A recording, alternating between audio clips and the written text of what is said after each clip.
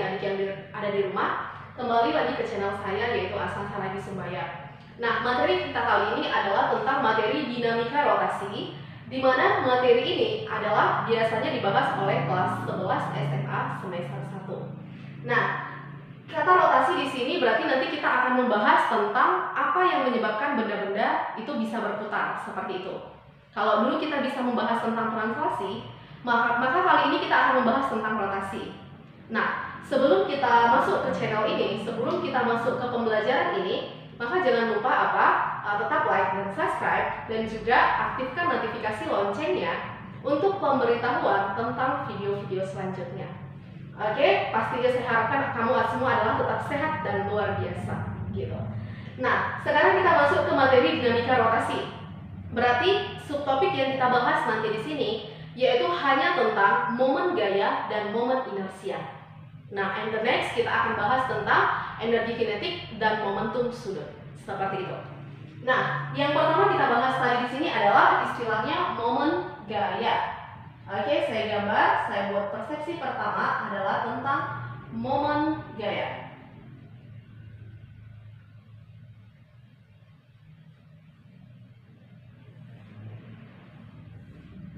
Oke, momen gaya ini biasanya dalam fisika dilambangkan dengan tau, atau bisa dikatakan juga torsi. Torsi momen gaya, simbolnya dibaca dengan tau.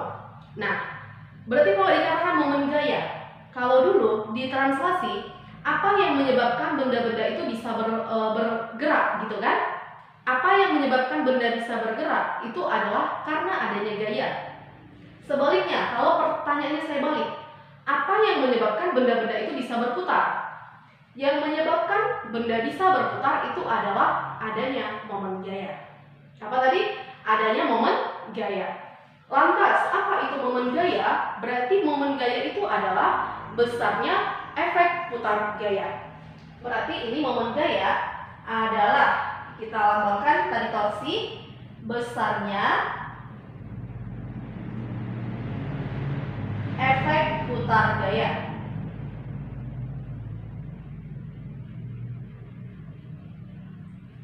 Oke, besarnya efek putar gaya, atau dikatakan tadi momen gaya adalah yang menyebabkan benda dapat berputar atau berotasi. Nah, kemudian kalau misalnya kita katakan momen gaya, berarti kita harus gambarkan apa dulu nih bendanya, gitu ya. Nah, saya gambarkan adalah sebuah batang atau sebuah kayu. Nah, saya gambarkan di sini ada sebuah batang.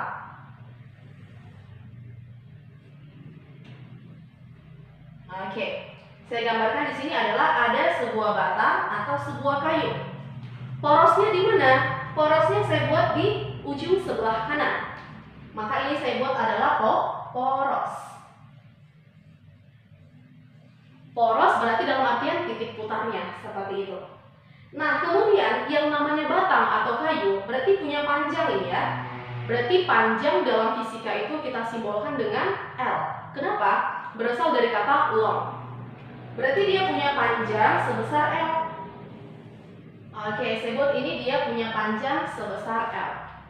Kemudian batang kayu ini mau aku tarik, kan gitu. Berarti aku tarik, berarti aku memberi gaya. Gayanya sebesar F. Oke, berarti ku beri gaya.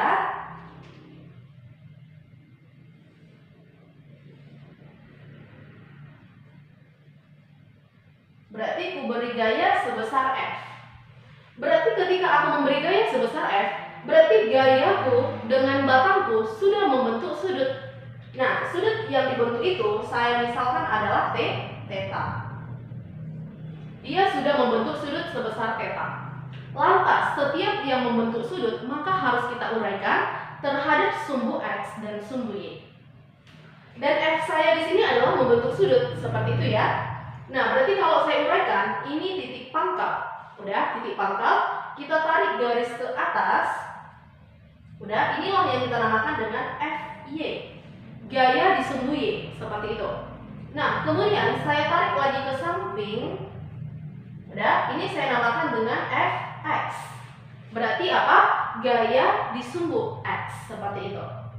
Nah, berarti kalau seperti itu, apa yang dikatakan dengan persamaan torsi atau momen gaya? Bahwa tau itu apa? Kita pakai. Sementara f di sini sudah kita uraikan menjadi fx dan fy. Maka f yang kita pakai adalah f yang tegak lurus, f yang bisa membuat benda berputar. Contoh nih, ini tadi poros saya, udah? Ada gaya ke sana namanya fx, ada gaya ke atas namanya fy. Kalau ini poros, fx-nya ke sana berarti seperti ini, saya pukul. Berarti apapun ceritanya, benda ini tidak akan bisa berputar. Lantas, kalau dia fy, tadi ini seperti ini ya, ada fy ke sini. Maka fy ini akan bisa memutar benda, ini ya. Maka fy ini akan bisa membuat benda berputar. Fy akan bisa membuat benda berputar. Lantas, f yang kita pakai di sini adalah f yang tegak lurus. Seperti itu. Maka berarti kalau seperti itu f yang tegak lurus, ingat pada vektor di pelajaran kelas 10 bahwa ini adalah fy ini adalah depan sudut. Depan sudut berarti fy akan menghasilkan sin. Kenapa? Sin demi, kosami, tan desa. Berarti di sini apa? Fy ini sama dengan f sinus theta. F sin theta. Lantas kalau fx ini adalah samping sudut. Samping sudut itu akan menghasilkan kosami. Berarti di sini apa? Ini sama dengan f cos theta. Atau dikatakan di sini adalah fx. Berarti kalau saya rombak-rambik rumusnya jadi apa dong? Berarti tau sama dengan, udah? Berarti tau di sini sama dengan apa? L dikali dengan f yang tegak lurus, berarti f sin theta. Berarti f sin theta. Atau apa saya putar rumusnya? Maka di sini apa? Tau sama dengan f sin theta dikali dengan L. FL sin theta boleh, atau f sin theta dikali L. Inilah persamaan dari momen gaya. Oke. Nah, kemudian kita kasih keterangan ya. Keterangannya di sini apa? Bahwa tau itu tadi adalah momen gaya. Tau adalah momen gaya. Ini satuannya adalah Newton meter. Kemudian apalagi di sini ada F. F itu tadi force, gaya. Itu adalah gaya. Satuannya adalah Newton. Next, L ini adalah, biasanya kan tadi L ini panjang. Namun sesungguhnya L itu adalah jarak dari, udah? Jarak dari titik kerja gaya ke poros. Apa tadi? Jarak dari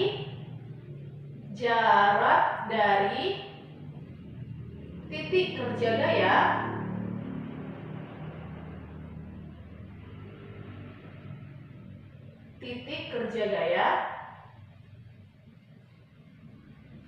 ke poros. Adalah jarak dari titik kerja gaya ke poros, dan satuannya di sini adalah meter. Jarak dari titik kerja gaya ke poros. Dan theta ini adalah sudut. Berarti sudut antara F dan L. Sudut yang dibentuk antara F dan L. Namun ingat, momen gaya ini adalah besaran vektor. Berarti besaran vektor akan mempunyai nilai dan arah. Namun arah yang ada di momen gaya ini kita katakan hanya sebuah kesepakatan. Kesepakatannya gimana? Oke, berarti arah. Di sini ada istilah kata arah ya. Nah, kalau dia misalnya nanti dikatakan searah jarum jam, maka kita sepakati positif.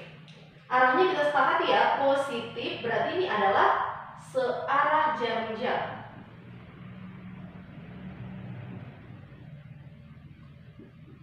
Sebaliknya, negatif ini adalah berlawanan. Ini adalah berlawanan jarum jam. Ingat, plus or min di sini hanya sebuah kesepakatan. Jadi kalau nanti ada buku yang membuat, loh, kenapa minus di sini yang searah jarum jam? Positif dikatakan berlawanan. Ingat ya, ini hanya sebuah kesepakatan. Jadi mau yang mana pun nanti kamu buat, persepsimu akan menghasilkan hasil yang sama seperti itu. Tapi tergantung gimana? Tergantung dan kembali ke kesepakatan awal yang sudah kamu buat. Seperti itu. Nah, kemudian berarti kalau seperti itu, tadi ada momen gaya nih. Maka topik yang kedua adalah momen inersia. Momen inersia.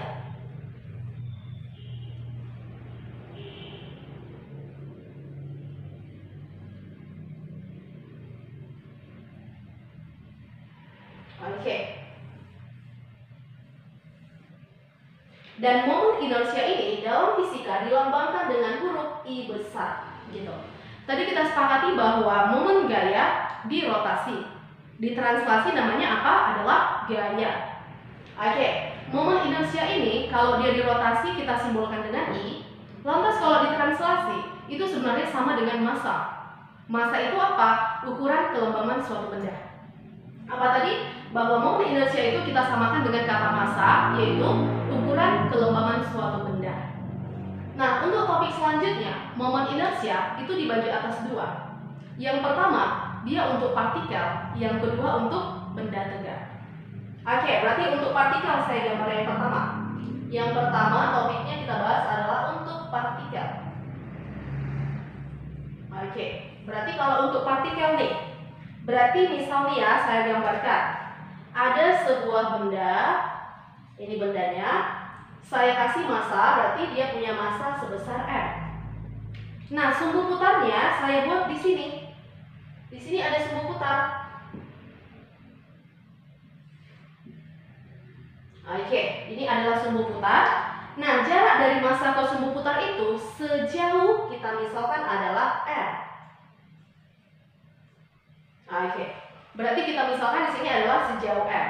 Maka ketika dia massa itu berputar, ketika benda yang bermassa itu berputar, maka dia akan memiliki momen inersia seperti itu. Berarti momen inersia itu adalah hasil kali massa dengan kuadrat jarak dari benda ke titik poros. Saya ulang, hasil kali massa dengan kuadrat jarak benda ke titik poros. Lantas apa rumusnya?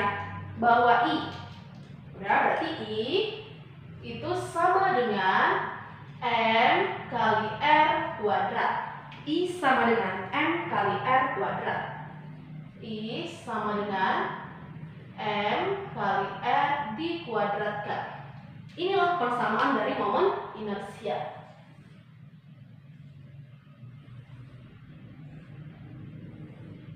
Oke, ini untuk siapa? Ini adalah untuk partikel. Lantas bagaimana dia untuk benda tegar? Nah, kita kasih simbol dulu ya, bahwa I tadi itu adalah momen inersia.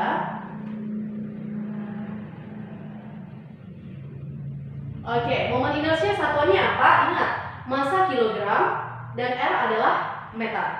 Berarti kilogram meter kuadrat. Kemudian M itu adalah massa. M adalah massa, satuannya adalah kilogram. Dan R ini tadi adalah jarak benda atau partikel ke titik poros. Oke, ini adalah persamaan momen inersia untuk partikel. Nah, kemudian kita masuk gimana kalau dia pada benda tegak.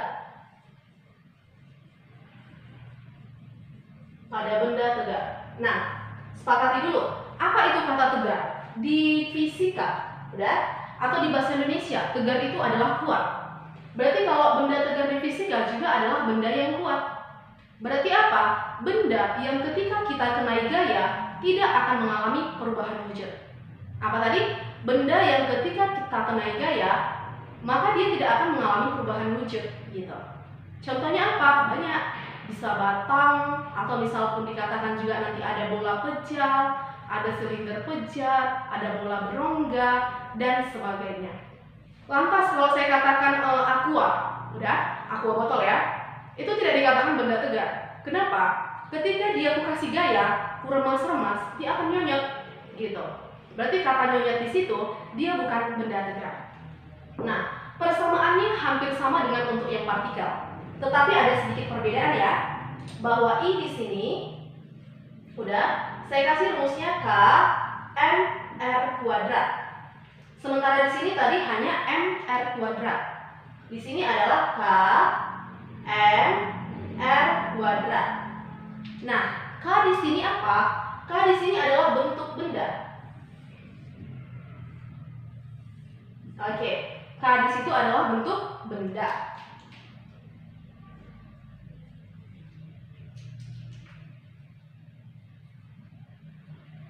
Bentuk benda. Berarti kalau dikatakan K bentuk benda, berarti setiap benda akan memiliki momen inersia yang berbeda-beda, tergantung K-nya berapa gitu. Nah, untuk dalam soal-soal ini nanti ada beberapa benda nanti yang akan selalu disinggung dalam soal. Ada beberapa benda yang akan selalu disinggung di dalam soal. Contoh, yang pertama. Nah, benda tegar yang pertama itu kita kasih namanya yaitu bola pejal.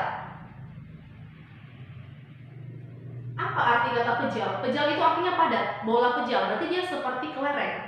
Bola tapi dia padat, di dalamnya penuh gitu. Dikatakan itu bola pejal. Nah, kalau dia pejal, bola pejal, udah saya gambarkan sebuah bola ya.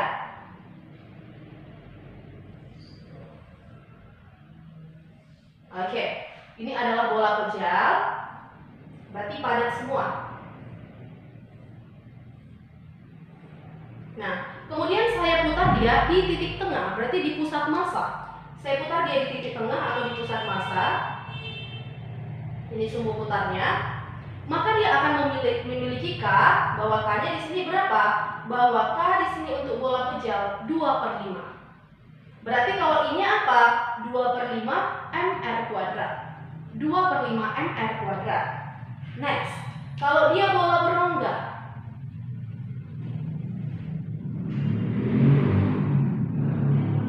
Ya, kalau dia bola berongga, berarti kalau dia bola berongga, saya gambarkan lagi bola. Oke, bola berongga berarti bolanya kosong di dalam ya. Bolanya kosong di dalam. Kemudian saya kasih sumbu putar. Kasih sumbu putar. Maka ingat kalau dia K-nya di sini adalah 2/3. 2/3. Berarti I-nya apa? 2/3 mr kuadrat. Seperti itu. Next, apa lagi yang sering? Yang sering itu juga udah ada nanti kata silinder pejal. Di sini adalah silinder pejal, silinder tabung. Udah, silinder pejal. Silinder pejal diputar di titik pusat massa.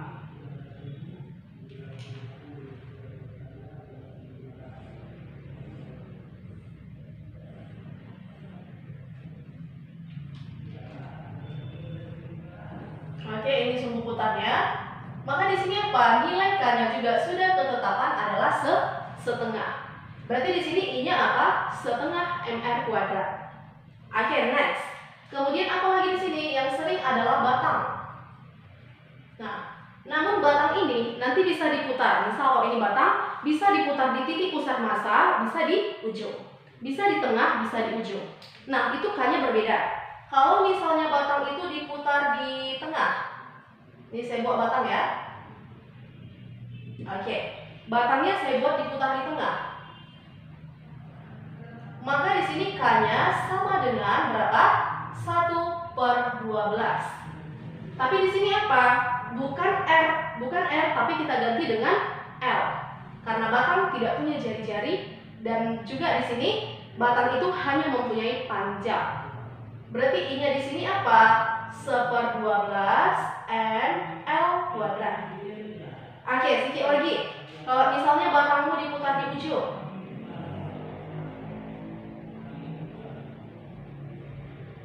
Berarti kalau diputar di ujung berarti seperti ini ya. Oke. Berarti ini tadi di mana? Ini tadi kita buat batang, ini tadi di pusat massa. Di pusat massa, ini adalah di ujung. Berarti kalau dia di ujung, maka di sini apa? K-nya sudah ketetapan 1/3. Berarti apa? I-nya sama dengan 1/3 ml kuadrat. I-nya sama dengan 1/3 ml kuadrat. L itu adalah panjang dari si batang. Lantas pertanyaannya, bagaimana kalau benda diputar bukan di titik pusat massa itu ataupun dikatakan tidak di ujung gitu ya? Gimana lagi ceritanya? Kalau misal benda diputar bukan di titik pusat massa, berarti ada persepsi yang lain. Misal saya buat benda diputar bukan di pusat massa.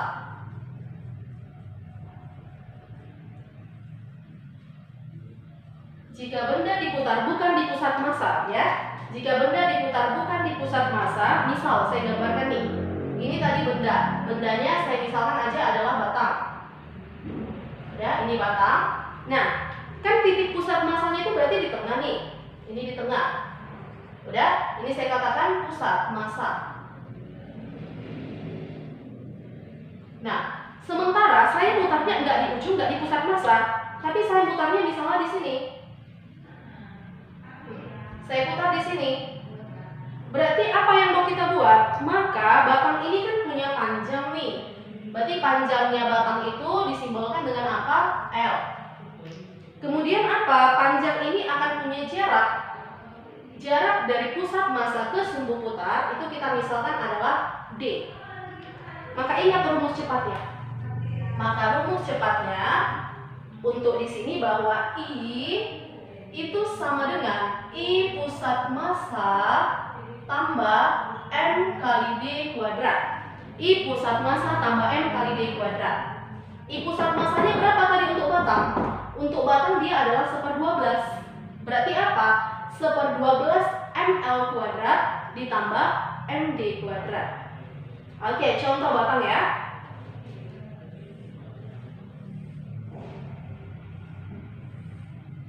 Oke, berarti tadi contoh batang. Berarti kita buat sini contoh batang. Berarti di sini apa? Bahwa I-nya sama dengan I pusat massa tadi berapa? 1/12. Berarti 1/12 ml kuadrat tambah md kuadrat. Itu dia. Berarti keterangannya apa? Bahwa I Pn itu adalah momen inersia pusat massa di pusat massa.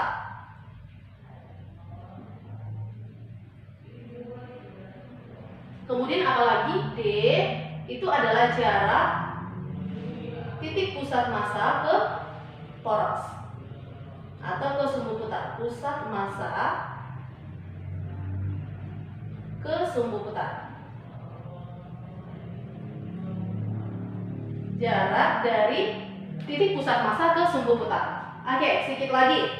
Nah, berarti kita harus menentukan apa hubungan antara momen gaya dan momen inersia. Apakah mereka punya hubungan? Oh, jelas. Nah, apa hubungannya? Nah, kita buat hubungannya ya.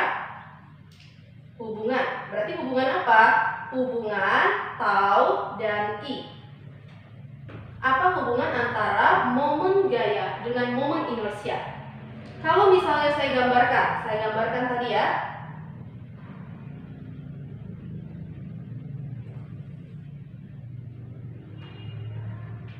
Kemudian dia kita kasih F, maka dia akan berputar.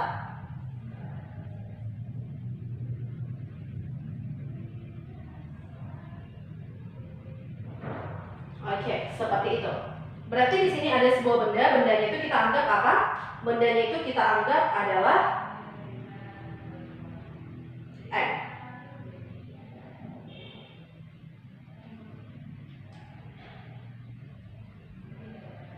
Oke.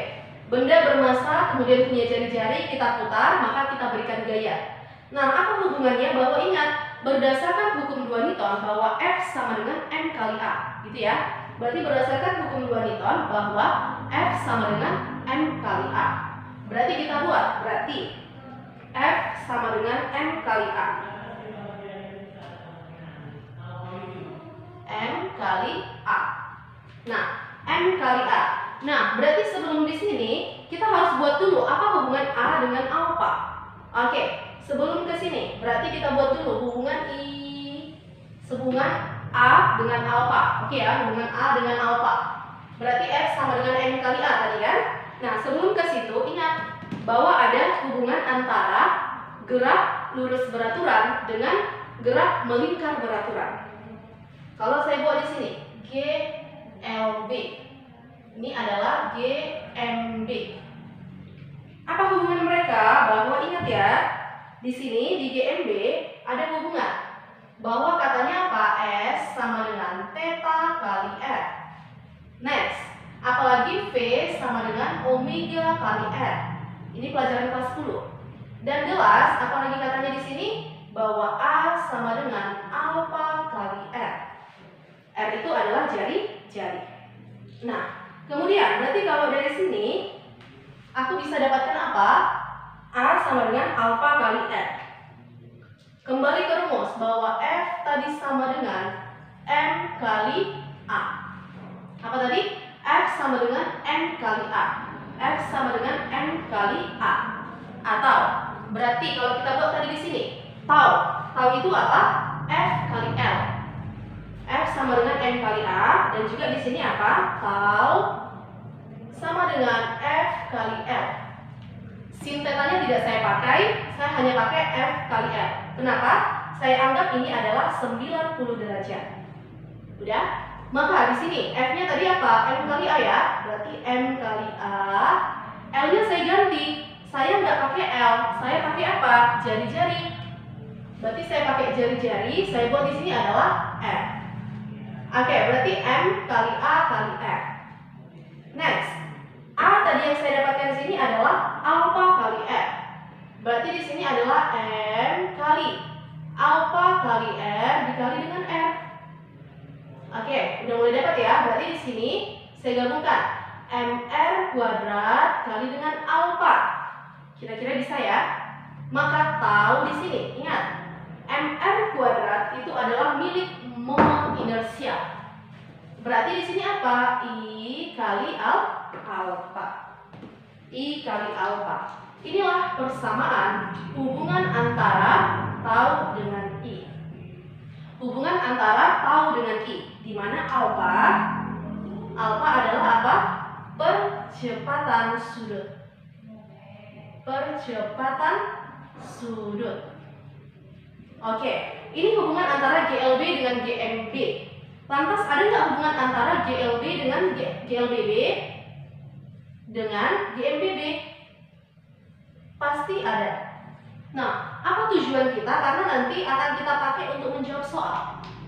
Kalau dia di GLBB, apa rumusnya? VT sama dengan V0 plus min AT. Itu ya. Yang kedua, apa yang kemarin di GLB? Bahwa S sama dengan, udah, S itu sama dengan V0T plus min setengah AT kuadrat. And the last, VT kuadrat sama dengan V0 kuadrat plus min 2AS. Itu untuk GLB. Lantas untuk dia GMBB, ingat bahwa V akan kita ubah menjadi omega, S kita ubah menjadi theta, dan A kita ubah menjadi alpha. Berarti di sini apa? Ubah rumusnya ya. Berarti di sini omega T sama dengan omega 0 plus min A tadi jadi apa? Alpha T. Next, berarti theta sama dengan omega 0T plus min setengah A jadi alpha T kuadrat. And plus, berarti omega T kuadrat sama dengan V0 ya. Berarti omega 0 kuadrat plus min A jadi alpha 2 alpha T theta. Ini adalah persamaan-persamaan yang selalu nanti kita pakai di dinamika rotasi seperti itu. Nah, berarti kalau misalnya dikatakan nanti alfanya tidak dapat, misal tahu sama dengan I kali alfa tidak dikasih tahu, tapi dia kasih tahu kecepatan awal, kecepatan sudut akhir, maka Anda bisa memutarnya itu dengan apa? Ambil persamaan-persamaan yang ada di GMBB. Oke, saya rasa sekianlah materi dinamika rotasi khusus untuk momen gaya dan momen inersia. Sampai jumpa di video-video selanjutnya. Tetap aktifkan notifikasi loncengnya, tetap aktifkan pemberitahuan-pemberitahuan yang ada, dan jangan lupa like and subscribe. Dan saya harapkan kamu harus tetap sehat dan luar biasa. Terima kasih.